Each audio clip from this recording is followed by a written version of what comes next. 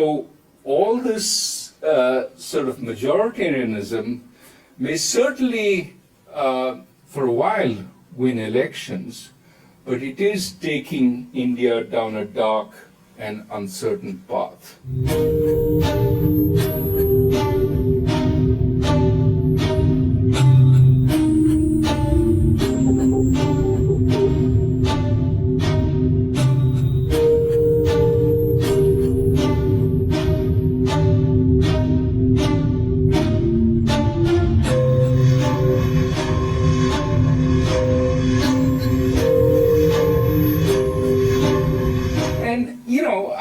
I want to put my cards on the table. I don't believe that the majoritarians actually improve national security. They weaken it because they want national integration on their terms.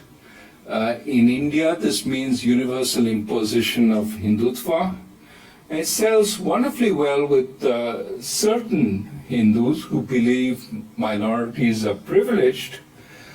Yet, majoritarianism, like everywhere else, majoritarian nationalism is intrinsically divisive because it labels a bunch of citizens the others, and by setting impossible terms for these minorities to be considered true citizens, it eventually ends up alienating them. So all this sort of majoritarianism may certainly, for a while, win elections, but it is taking India down a dark and uncertain path. The fact that the financial sector is in stress, but the reason it is in stress is because we haven't generated sufficient growth more broadly, and we haven't done the reforms that would alleviate some of these stresses.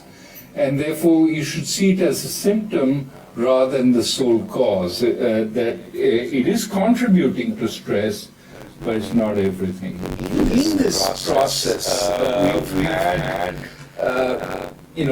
tipping factors like the ill-conceived demonetization and the poorly executed GST rollout. These have contributed to a slowdown.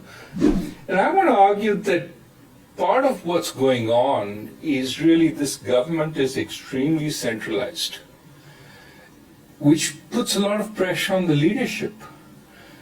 And the leadership, to my mind, I will argue, doesn't have a consistent, articulated vision on how to achieve economic growth. So in this environment, everyone's looking up for orders.